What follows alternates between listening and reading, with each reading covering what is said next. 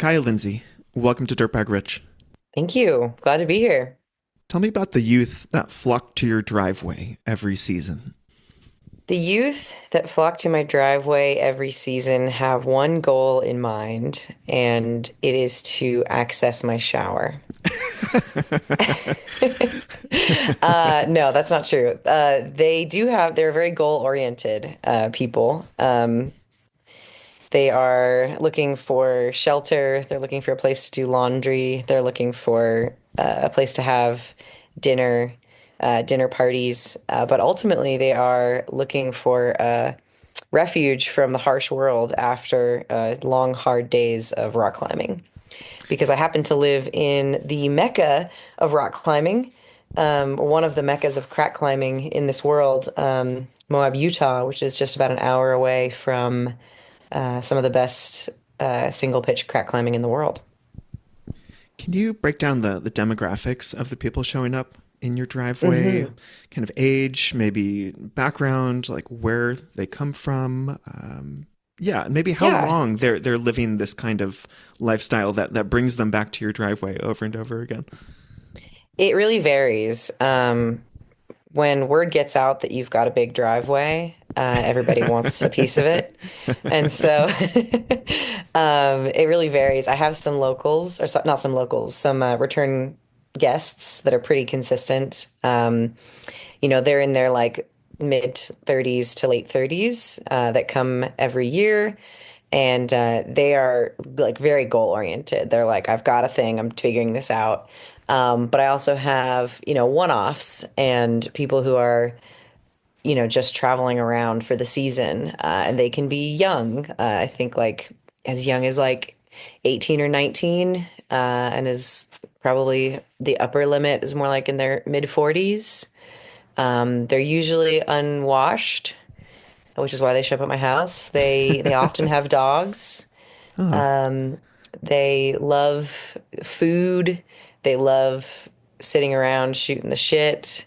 Um, are these some party of them, people? Are they drinking a lot of beer? Are they rowdy? um, I would say of the outdoor communities that exist, they are on like a lower end spectrum of party people. Um, like they do love a good party. They do love a good event.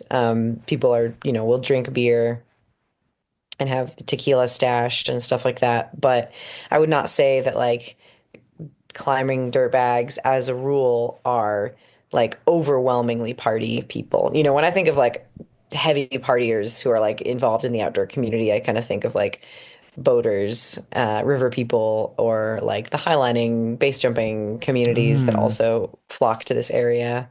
hmm. Um, I would say that on the scale of party, the people right above climbers are those two groups, and the people right below, low being less, is probably like hikers, like through hikers.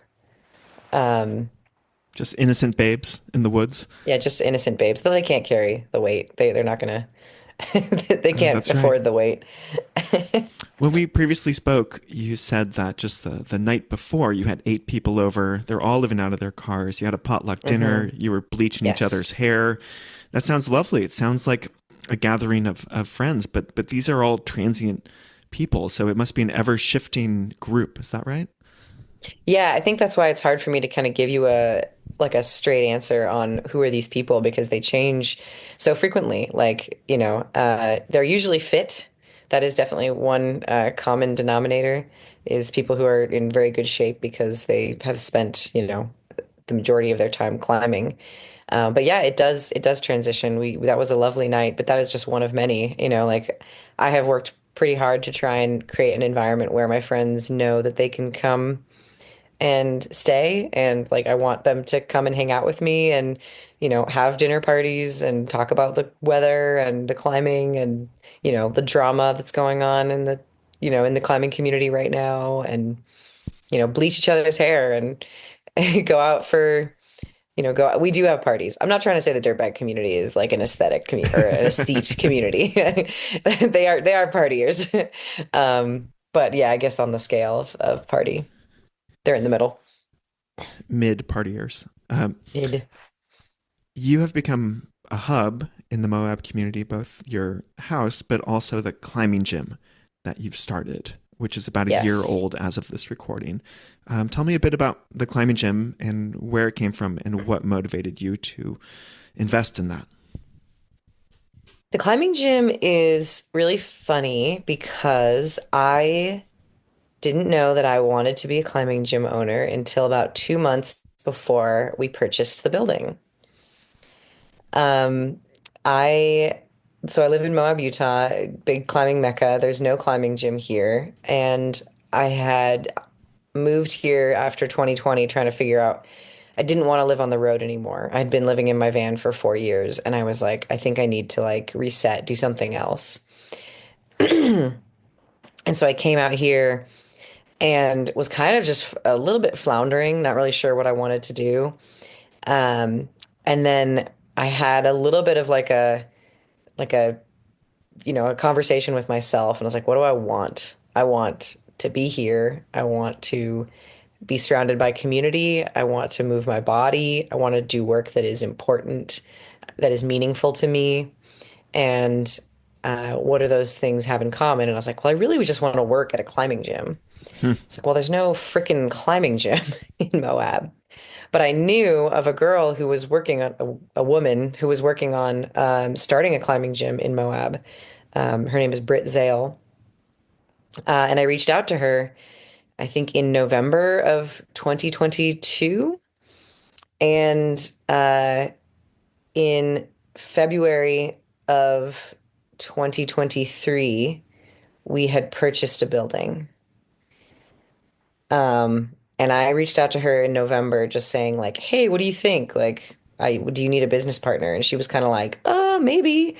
Like, I don't know. We knew each other tangentially in the way that you know everybody tangentially in Moab when you live in a Hmm. small town, and people who live in small towns will get this, that it's like, "Oh yeah, like you know this person, but you're not like friends with them. You just know everything about them because you live in a small town."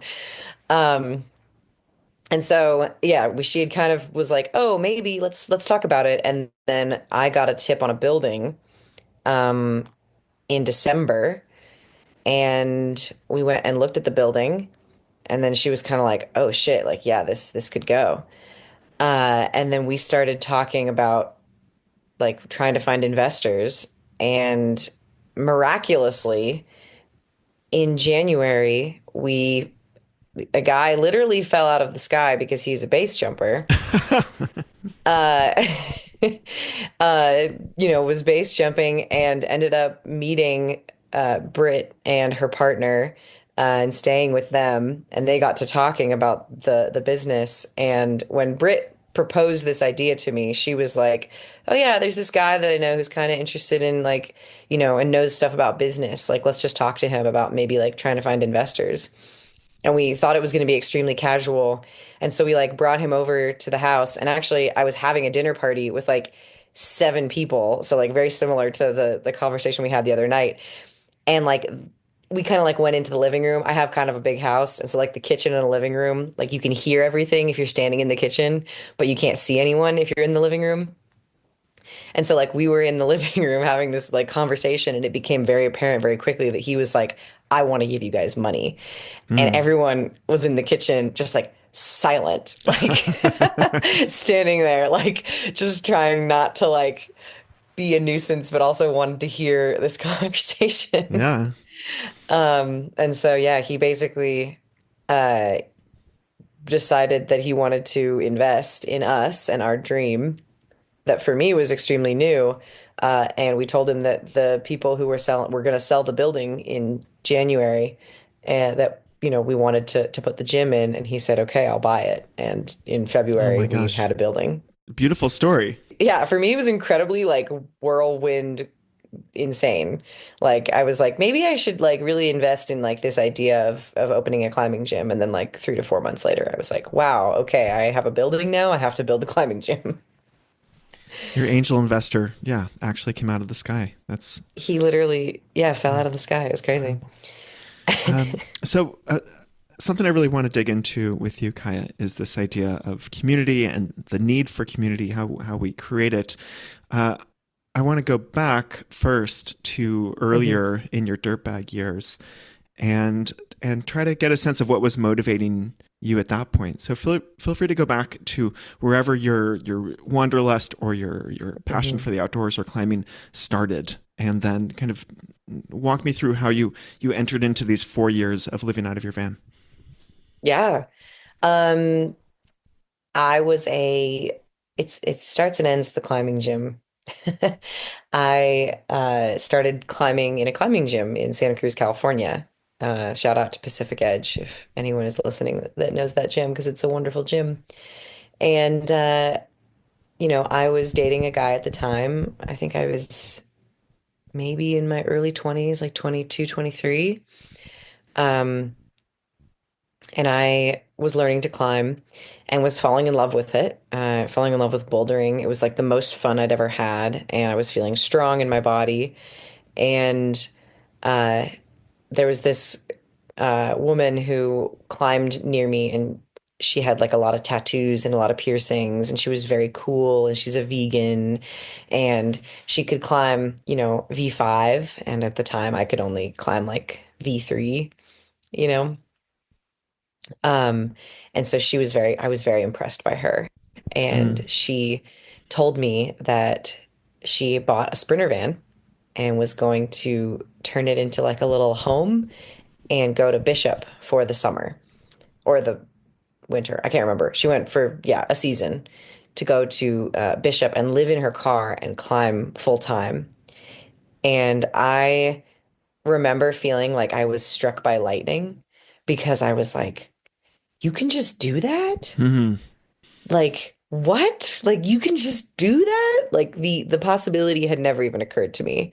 Um, yeah, so it really opened up my world. And from that moment, I was like, this is the thing. This is what I am going to do. I am going to buy a Sprinter van. I'm going to build it out. I'm going to live in it, and I'm going to travel the country going rock climbing. Um, Where yeah. were you at that point? Had you just finished college? If so, what did you study? What were you doing for work? Yeah, so I have a really unorthodox education background. But at the time, I took a year off after high school to work, and then I took a year to travel. And so then I was kind of in this place of wanting to go back to school. But I didn't want to leave because I was living with my parents at the time. And I didn't want to leave my home because I have a good relationship with my parents and a really good relationship with my sister. And also, if you know Santa Cruz, it's like absolutely gorgeous. Like it's a lovely place to live. So I didn't want to Hmm. like leave. So I was looking for alternative education programs, and I found one called Goddard, which is a college in Vermont. And it is it at the time this was very cutting edge, I think. And now after post COVID, it seems a little bit more mundane, but it was a it's a self-guided study program that's also remote. And so you go to this college and you're there for 10 days and you attend seminars and you work with a professor. You get assigned a professor. And then the professor helps you design your curriculum. And you have to like rent a certain number of books and you have to like make something. And so then your school year is broken into a series of blocks. And I can't remember exactly how many weeks, but it's like during that time you have to write a paper and create something. And it is like to forward your college degree. Um, and so this dovetailed nicely with my desire to build out a sprinter van because I decided that my like senior project would and my like my project for my degree would be to build out a sprinter van. Mm-hmm. And I had to show proof of knowledge. I had to show proof of learning. And so that was a series of YouTube videos and a series of blog posts that were incredibly in depth. And that ended up being, and then I wrote a paper about like the concept of home and travel. Wow. which I hope never ever sees the light of day because I think it was incredibly trite because I was 23 and didn't know anything about home or travel. Um, but yeah, so these all kind of culminated at the same time where I was like, I want to have this Sprinter van. I need to finish my college degree. I'm going to uh, turn this into my education. And the final product is like the thesis product is my van, which I will drive to my college and present because at the end of your semester, at the end of your time there, you present what you have created. Do you know anyone else who has gotten a degree in building out a van or anything even remotely related to that? I never even thought about it like that. I do have a degree in building out a van. Um, no, I don't know anyone like that. I mean, I know people who are craftspeople who like go to school for like, electrical engineering and stuff like that, Hmm. but no. I think my degree is actually it's somewhere. I don't know. It's not hanging up because why would it be? But I think it's actually like interdisciplinary studies. Like I Yeah. have a degree in like interdisciplinary studies in community education. I think that's Yeah. like what the total name is. But I did something very similar, and I also wrote a senior thesis paper that should never see the light of day. Um, what did you do? right, I designed my own degree in alternative education theory, and Wow, where did you go to school? at Berkeley, and I had to like fight for the right to get this thing called the individual major, which is like for people who absolutely would not fit into any other box, even the interdisciplinary studies box. Um, so That's funny. I'm there with you with having like an extremely unmarketable bachelor's degree. And is this where you said you wrote some extensive blog posts and you made some videos about doing this? Is this where Hmm. your sort of online journalism career got kickstarted also? Yes, 100%. Hmm. I made a video, like I recorded the entire process of building out the van from start to finish, and I did like a time lapse, and I posted that video on YouTube, and I think it has something like almost 4 million views now, Mm. which I know now is not really impressive, but at the time was like groundbreaking. That was back when things only got, 300,000 views or Mm. something. Mm. Hmm. Um, and so yeah, that really kicked off my like online career of like blogging and writing. And so yeah, from there I hit the road.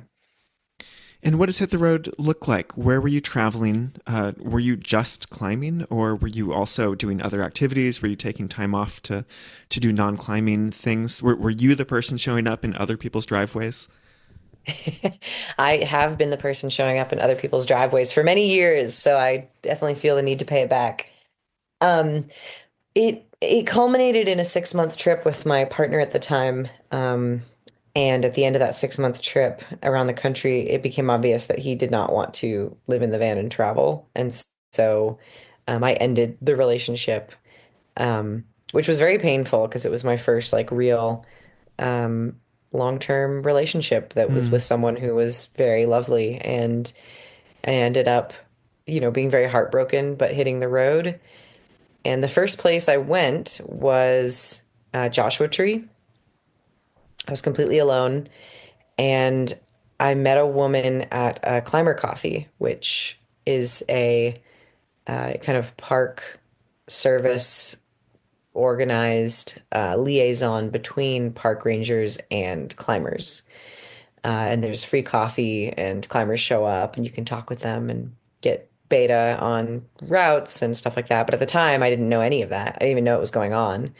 I just knew there were a bunch of people around my age gathering, so I kind of like wandered up and I talked to this woman who I still am in contact with. I still, follow on Instagram and know. And, she invited me to Indian Creek in Utah, which is the climbing area I now live outside of. Hmm. Um, and, I had never left the state alone. I was from California. Mm. I'd never, I'd never driven anywhere on my own. Um, and I remember driving to Utah, and the roads out here are so empty compared to, growing up as a Californian with, wall to wall traffic all the time. And I just Hmm. remember being like, where is everyone? So And you oh were yeah, sorry. um, you were traveling like in between climbing meccas, and did you take any time off to do anything that was not climbing, or were you like really singularly focused for these years? I was pretty singularly focused. I didn't know anything about trad climbing when I came out to Indian Creek. And if you don't know what trad climbing is, it's short for traditional climbing, which is just um, instead of clipping pre-existing gear that's already been drilled into the wall, you have to place your own. And so I came out here with no knowledge of trad climbing or crack climbing in general, and just kind of like threw myself into the community here and was like, I don't know how to do anything, but I can give you a belay. And I was Mm. kind of welcomed with open arms, and people were like, yeah, sure. And I learned how to do this thing. And that was for me another huge turning point where I realized that I was in love with this sport. And so, yeah, I pretty much didn't do anything else for 4 years. How did you make money? It sounds too simple. It's not, yeah, it's not too simple. I mean, it was a simple life, but yeah, so before I had left and was working on my degree, before I had left home, um, I was starting my own business as a kind of like freelance social media marketer. My dad has been self-employed his whole life, or not his whole life, but my whole life. And he's an artist. He's a digital artist. And so I was kind of following in his footsteps a little bit and like setting up my own clients and doing people's social media for free. Not for free, sorry, social media for money. And I had a very good system because I think it was at the time that nobody really understood social media, but everybody saw Mm. its value. And I was like young enough that people were like, "Oh, this person obviously understands it." And uh, and it helped that I was gaining a lot of traction on Instagram and YouTube at the time. So people were like, "Oh yeah, like she's obviously doing something right." And so I was able to, write blog posts for people, write their Instagram posts, write their so like their Facebook posts, that kind of Mm. stuff. Um, and then like, when you're on the road and you have a lot of time, jobs kind of come to you.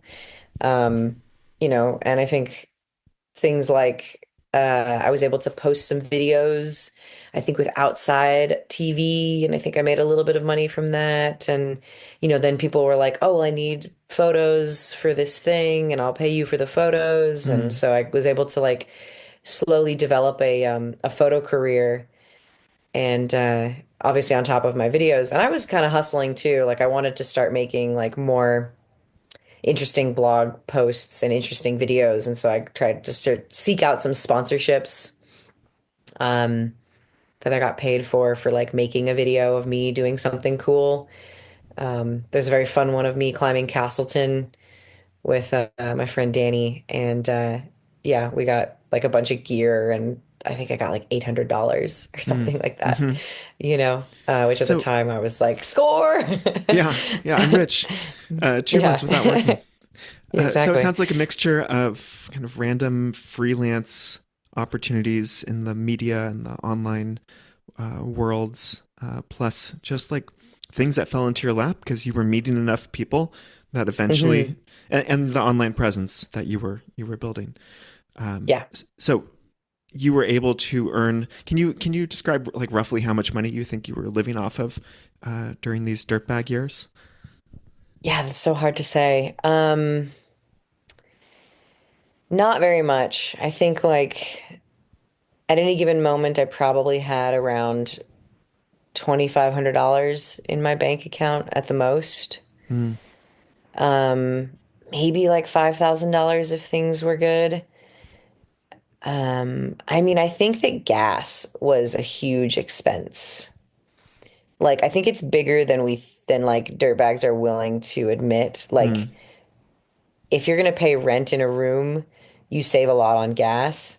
If you live in a car, your rent is gas. Because it costs me, I think it cost me $300 to drive from, Moab to Squamish, which is one of the pilgrimages. And then when Hmm. you're there, you're filling up every couple of, you know, I guess like every week or so, because you're driving around a lot. Um, I think it's really, I don't want to give you a number too specific because I feel like I'm really Sure. pulling it out of my ass, but I do think like maybe living on around $1,000 a month. Hmm. Should I think of like groceries plus gas plus, you know, sundries? Hmm. You got to pay for a shower, got to pay for, new climbing shoes when they blow out or get a resole. Is this the period when you started doing the One Chick Travels YouTube series? Yes. So, my first season in Joshua Tree, my real first season in Joshua Tree, I had this perception before I hit the road that I was going to be like the only woman out there, like the only solo woman. And I was a little bit nervous about that fact. But then I realized not only was I wrong, I was like, I was surrounded by women who I perceived as doing the dirtbag thing with so much more grace and finesse than most of the dudes that I was Hmm. surrounded by, you know.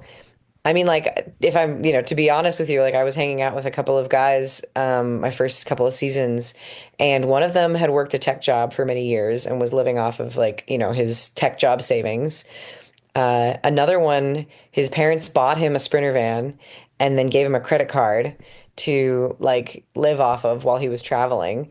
And then another one, I didn't find out until later because his mom called me and was like, "Oh, like he hasn't used his credit card in a while. Like, is he okay?" And I was like, "What do you mean he hasn't used his credit card?" And she's like, "Oh, well, the credit card that we gave him, we're tracking his expenses just to make sure that he's still alive." Oh my gosh. And, The and I was trust like, "Are fund you dirtbags. Yeah, I they're know, and I real. was like, "Are you all kidding me?" Like, and they were living, like holes in their clothes, eating out of the garbage, like, like super thrifty, like kind of living this experience. And there was me who was like, like I'm scraping by, and like I have this van that I built with my own two hands, and I'm surrounded by these like young dudes who are just like, pretending to live this dirtbag lifestyle. In Hmm. reality, they've got like all this like security and money. And I was Hmm. just like, and it seemed to me that like that was very a common story with like the other women that I was surrounded by who like were really, really scrapping it and really doing like the dirtbag thing. But then, paradoxically, we're not getting recognized for it. And like we're a little bit scorned for, being like, caring about the fairy lights in their car or, you know, wanting to take a shower. Yeah, you told me before that there's this perception that you have to be doing the dirtbag thing all the time and be doing it hardcore, and that's Hmm. how you become this real kind of capital D dirtbag climber. Hmm. Um, I discovered you through One Chick Travels, and your interviews were excellent, like casual and deeply informative at the same time, and definitely are one of the models for these interviews that I'm doing right Oh, thank now. you. Yeah, what I'm curious. You clearly derived a lot of purpose from the climbing itself and being a member of the climbing community, but you were also Hmm. producing these videos and these blog posts and other media. How important was that to you to also be telling other people's stories? To be like chronicling and sharing narratives, Hmm. and bringing a window to this world to many hundreds of thousands of other people. I mean, it was huge for me. I think like I came into the dirtbag scene and immediately felt a lot of the hypocrisy that gets kind of tossed around from like any, I would say, like male dominated culture. Um, and especially like this microculture or this microcosm, and like I wanted to showcase, like if you look at almost any guidebook, there's a woman on the cover, and like there's so many photos of women used in climbing media to promote women in the sport. Hmm. But, in the reality, like it's like women don't make up a huge portion of climbers. They don't make up a huge portion of first ascensionists. There is like, gatekeeping knowledge around, big wall climbing and first ascents. And I do think it's getting a lot better. But like there is this cultural knowledge of dirtbagging that men have and have had, historically back into the 50s, and that like to access it, women usually have to access it through their boyfriends, you Mm. know? And so I kind of saw this like hypocrisy of like, these guys that are like obviously getting this like capital D dirtbag treatment. And then people would look at me with my Sprinter van and like, I had so many people in the early days be like, oh yeah, her dad just built her out her Sprinter van. Mm. And, like a lot of real scorn. And like, because I was doing social media stuff and because I was taking photos and because I was trying to tell these stories, like, there were a lot of people who really didn't like me right off the bat. I think also social media was going through like a bit of a renaissance with its like influencer base, where it was like people were experiencing this concept of influencers for the first time and were like, ugh, that's so like, trashy and so cringy and like just like something to be scorned. And so I received a lot of that. And I think like that was so at odds with what I was seeing, which were all these women who were just like really passionate about climbing and the lives they wanted to live and were crafting such beautiful lives for themselves Mm. out of this. And I was just like, it's so important to me to tell these stories because no one else is going to, and I'm here and I'm the only one who's seeing this, Mm. right? And so, like, honestly, like, I miss doing my One Chick Travel series because every single one that I did, I would like, it was like a micro love story because I would fall in love with my friend, Mm-hmm. like, again and again, just being like, this person is so amazing. This person has come from such challenge and has like tried so hard and like has crafted such a beautiful life for themselves. Like, I'm so impressed by them. And it would happen every single time. And so yeah, like for me, that was huge. That was like so central to what I was trying to do and what I was trying to convey. Mm-hmm. So I want to connect this period to the your modern era now. Hmm. And you wrote this post in 2019 called "Choosing to Leave Full-Time Van Life." Hmm. And this you have this great line: "The dirtbag container became too small."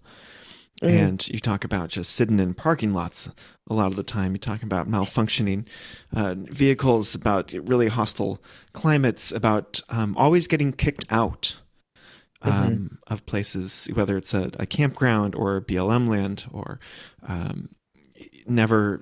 Yeah, well, tell me what brought you to this point of being, from that first moment in Santa Cruz when you're like so inspired and you want to get out there and you want to do all of this, and then you're doing it and you're sharing stories, and then something changes. What was that?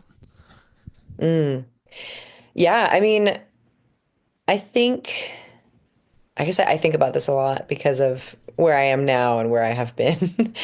But yeah, the dirtbag container became too small was inspired by this feeling of restriction that I started to have when I was, dirtbagging. And I think it's really difficult for people to admit to themselves that dirtbagging is is limiting Hmm.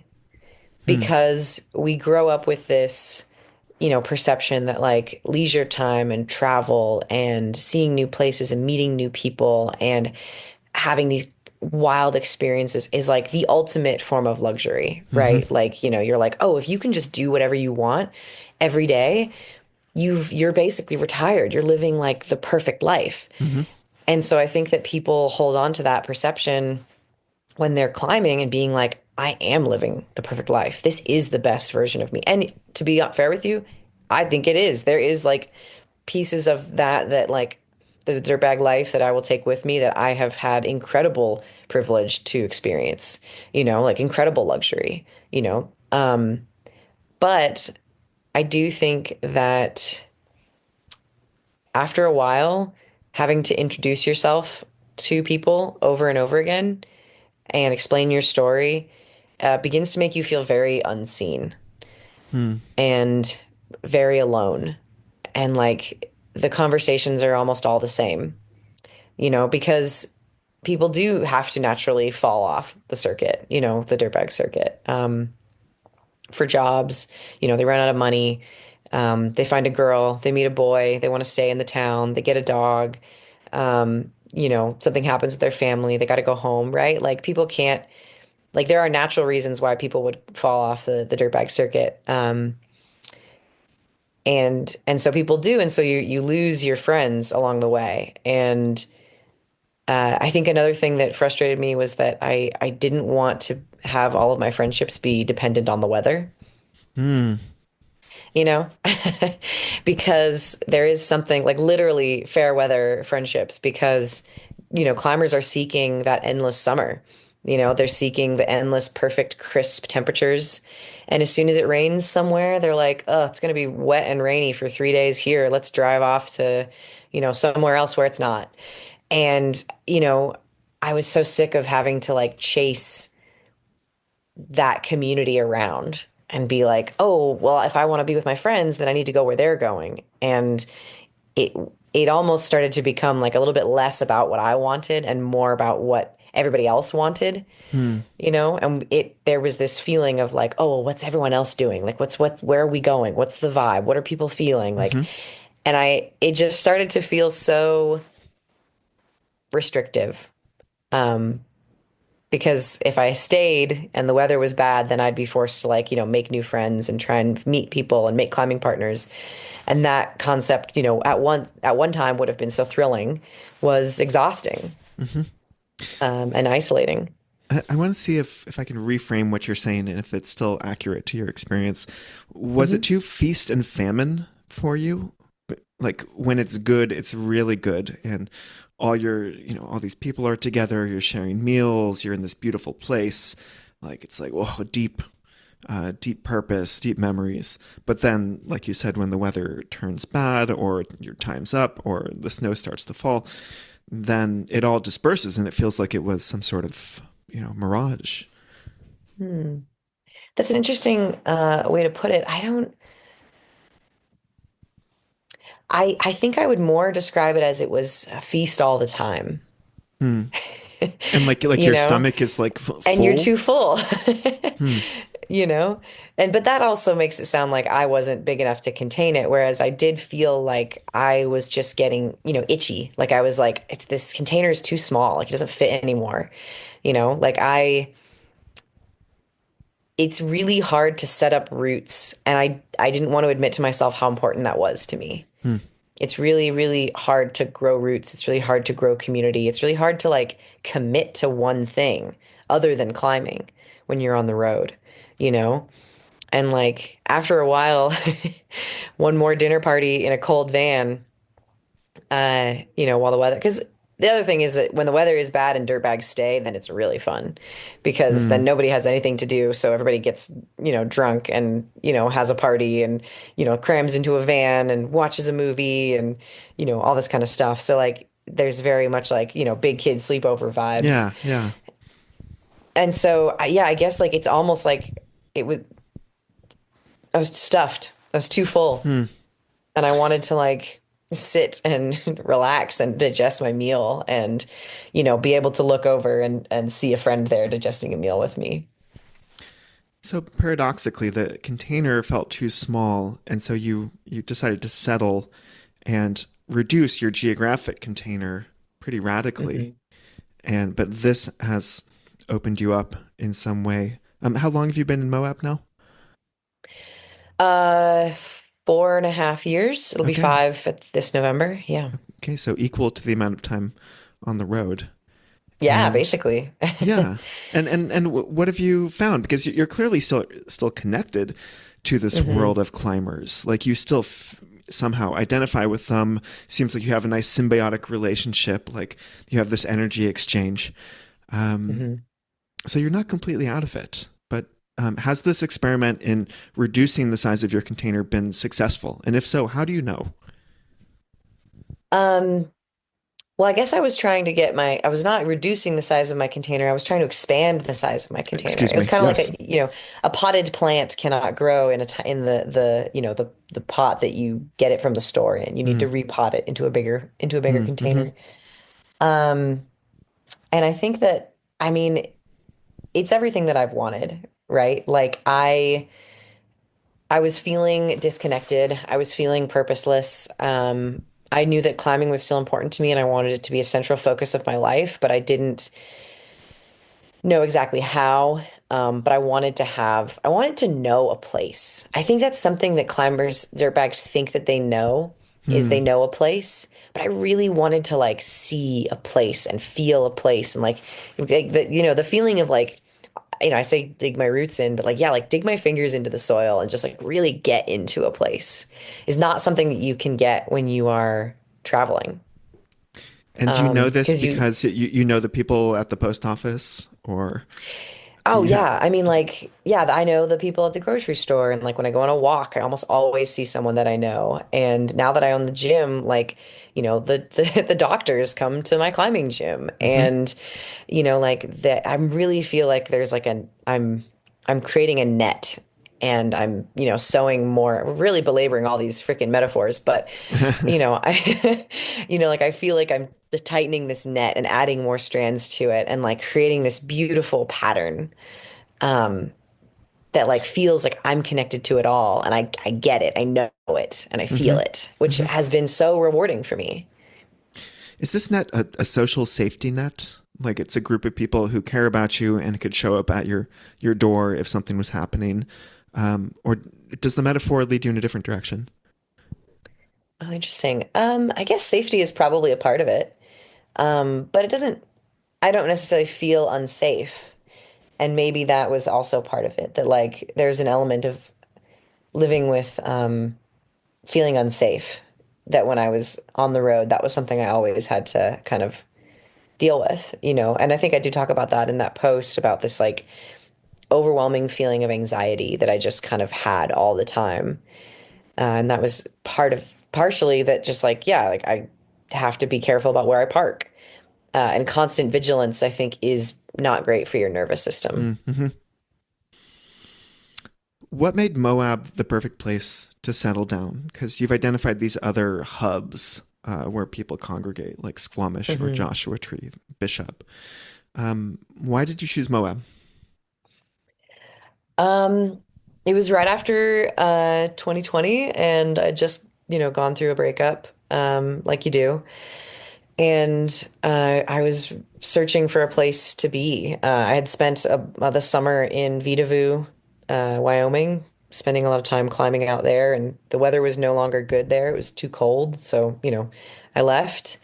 And I came down to Moab for the fall, pulled into a friend's driveway and was asking him, like, I don't know what I'm doing next. And he was like, why don't you just move here? And I was like, what? That's stupid. I wouldn't want to move to Moab. But he drove me up to the La Salles, and we drove up to the La Salles, The mountains and just outside of Moab. yes, the mountains just outside of Moab.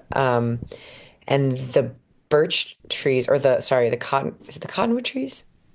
The cottonwood trees up there were, I think they're birch. The birch trees up there were yellow, so yellow, like just like this deep mustard yellow. And the mountains like stole my breath away. And I was like, I could live here, Mm.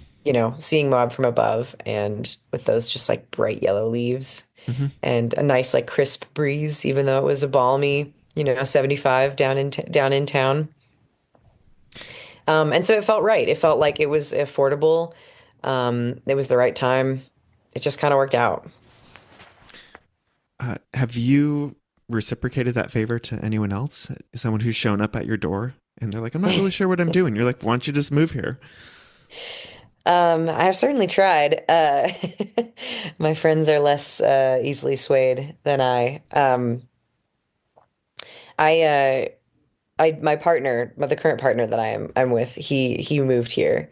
He was, living in my driveway and traveling around, and we kind of decided to start dating. And I was like, well, you should move to Moab. And he was like, yeah, you're right, I should.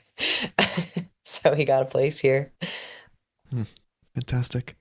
Uh, Hmm. you told me earlier you were living off maybe $1,000 a month, but you had a lot of purpose and a lot of time flexibility and freedom. Hmm. And now you have less time flexibility. You are Hmm. working something like a 9 to 5, investing Yeah. in this climbing gym, getting it off the ground. You still don't have very much money. Tell No. me how you're doing on the purpose side of things.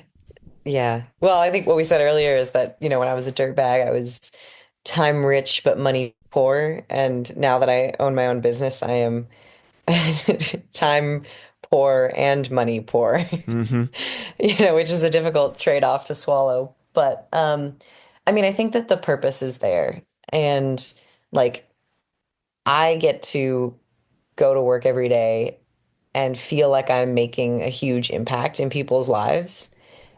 And also that I'm building something for myself for the future. And I really don't feel like a lot of people get to say that, and Mm-hmm. not just financially, Mm-hmm. socially, right? Like you did talk about the social safety net, like, you know, not necessarily, and I guess I'm pushing against the term safety, but I do feel like I'm creating a community Mm-hmm. through this climbing gym that is, every day gets stronger and stronger. Mm-hmm. Yeah, I think community and social safety net are interchangeable in my head. Hmm. Um, yeah, and it's not necessarily about, if you run out of money or if you get sick or injured, will someone Yeah. bring you soup? Um, and that's something that you pretty clearly didn't feel like you were leading yourself toward when you were moving around all the time. I mean, the community in the climbing community is so strong, but it's conditional. Mm. It's conditional to the weather and it's conditional to place, like Hmm. where you are. And so, And your like, physical ability to participate in this activity. Yes. yes, and your physical ability to participate in this activity. I mean, there are people on the dirt bike circuit who don't climb very much, who kind of just are there for the hang. Um, but yeah, I mean, I think like the conditionality of the community support for me was just like, I want this, but I want it unconditionally. I want it all year long. I want it, regardless of the weather. Hmm. Do you have a path in your mind for going from kind of ex dirtbag to dirtbag rich to having a bit more of the in the money side of things and maybe a bit more of the time again? Yeah, Britt and I are working our butts off to get this gym off the ground, but I think we're both in alignment that like one day we'd like to, work like 3 days a week and, have be able to have someone else work at the front desk. Um, and then, be able to pursue our other passions and stuff outside of that. Uh, I think like it's not just going to happen magically. It's something we have to like build together. Hmm. But yeah, I mean, that's just the general path. We don't know I'm not sure how I'm going to get from here to there, Hmm. but that is the direction I'm headed. I have faith, Kaya. Um, I have Yeah, a thank few you. more very like niche questions to draw upon Yeah. your experience before we wrap up. Hmm. Um, you identified this great question, like what happens to dirtbags when they get old?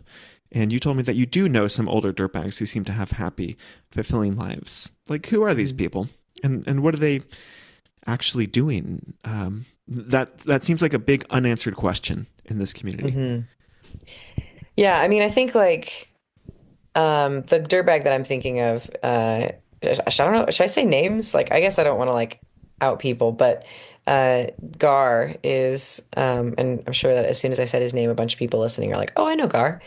I would say that he is like an older dirtbag. He's not that old. He's like in his 40s, but he works like a rope access job for like a massive construction company. He just worked on the building that dome in Las Vegas Hmm. that just came up, and he is time rich.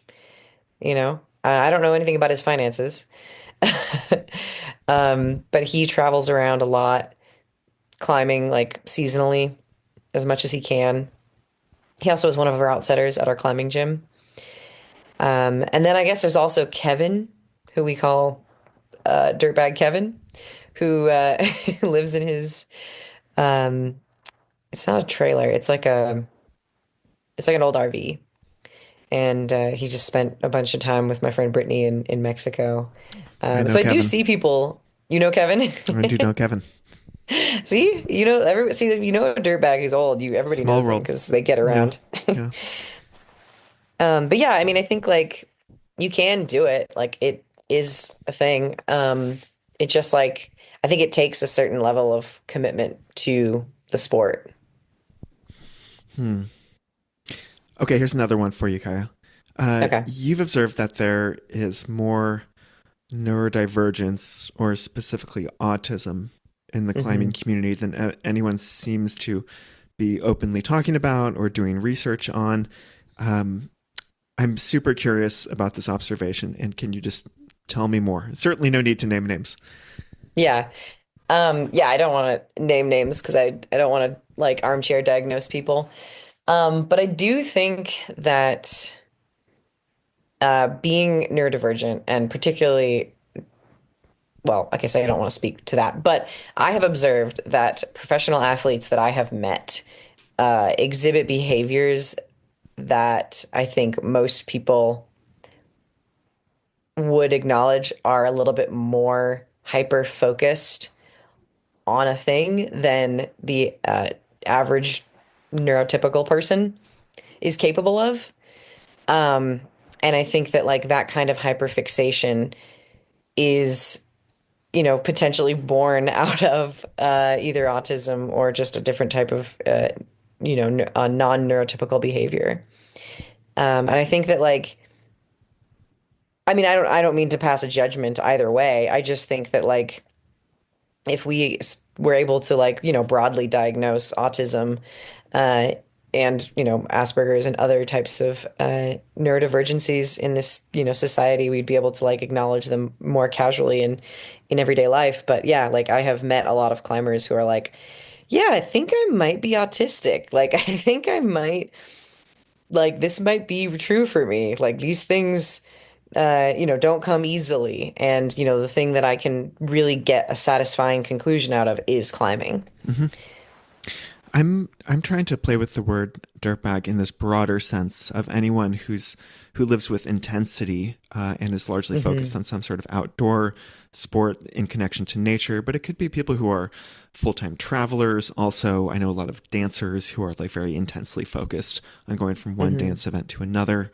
Um, and it depending upon the sport, you know, there's an overrepresentation of men, Hmm. and and I wonder if, and we're definitely entering into territory here that's much broader than the scope of this podcast. But I wonder if this dirtbag lifestyle, which is kind of socially validated from the outside, you know, like you said, you're doing something super cool. You're just traveling and being outdoors and using your body all the time. There's something kind of sexy about it.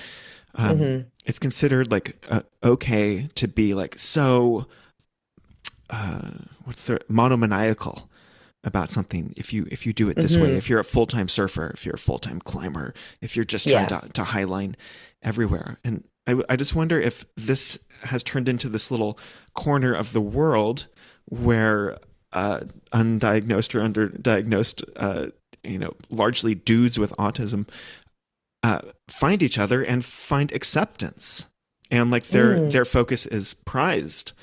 and Hmm. and yeah, they don't.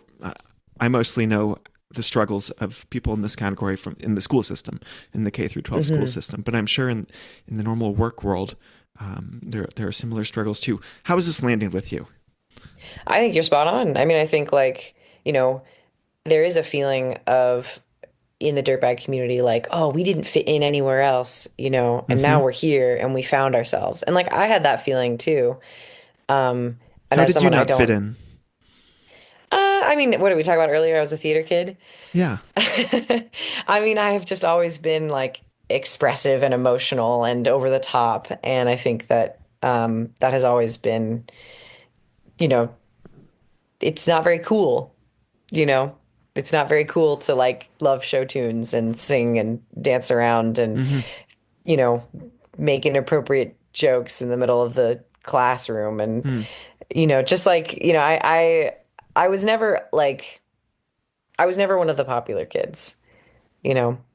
And I think that like left me with an emotional feeling of like, oh, I'm not cool enough. I'm not good enough. And so Hmm. like the insecurity I took with me out of, high school into my life was really resolved in the dirtbag community where I was like, these are my people. Hmm. This is my space. I get this place. I love these people. They love me, you know?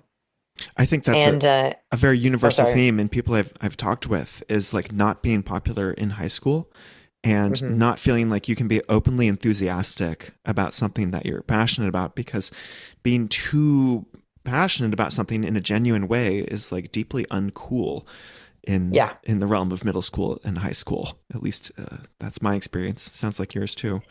Yeah, I mean I was deeply passionate about everything because I was 16, that was very uncool. And then, I think I can imagine that if you were autistic or some version of neurodivergent, that you would feel that even more acutely, that you would feel like like you never fit in.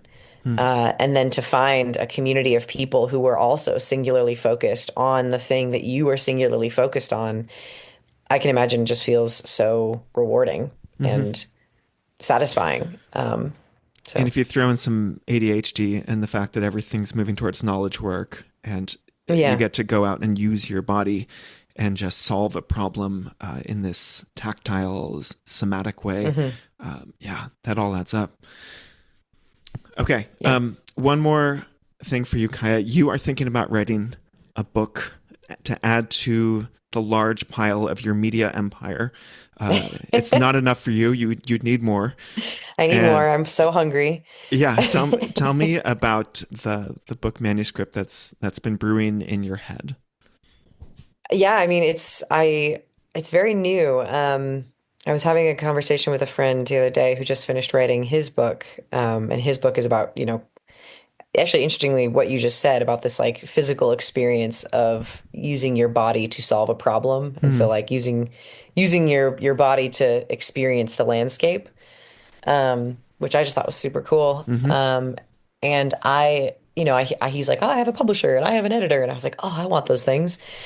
And so we were talking, and he's like, well, what's the book that you can write? Like, what's the thing that you know that you can write that no one else can write?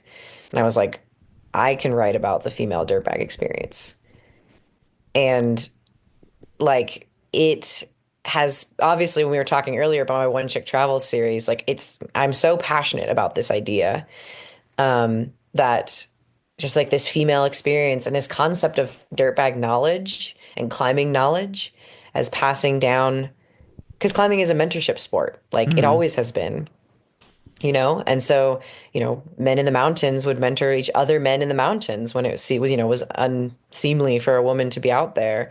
And so like I'm so interested in the women who were able to capture that knowledge and do it for themselves.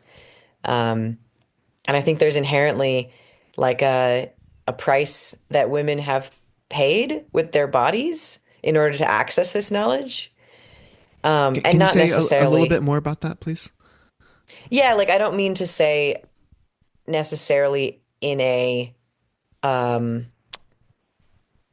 oh, what's the word I'm using? Like a victimizing way, or like a necessarily like a completely oppressive way. But like, I said earlier, women access this knowledge through their boyfriends or men they're Hmm. dating, Hmm. and like that's the channel from which the information flows is women who have boyfriends or husbands, or who are dating a guy, and then they get that knowledge, and the only way that it will pass on to another woman, like without that kind of like sexual component, or maybe, but like if I get that knowledge, and like I learned how to climb from a guy that I was dating, right? Hmm. Like I learned how to trad climb from this guy, and like it wasn't like the transactional experience of like, oh, we sleep together, you teach me to trad climb. It was more like, oh, we're sleeping together and we're here, let's trad climb together. But that was how I got the knowledge, and Hmm. that's so And now I can take that knowledge and give it to other women sans that experience, Hmm. you know? And so I'm really interested in this idea of knowledge and like how it trickles down um from men to women, particularly in this Hmm. area. Hmm. Uh I think that's a so fascinating topic, and you're going to have a wide audience that's interested in that. So please write the yeah, book.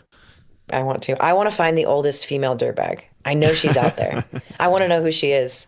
I don't think she's dead yet because I think that like the dirtbag community is not that old, Hmm. you know? Like Royal Robbins just died. Like his wife is still alive. Like is it her?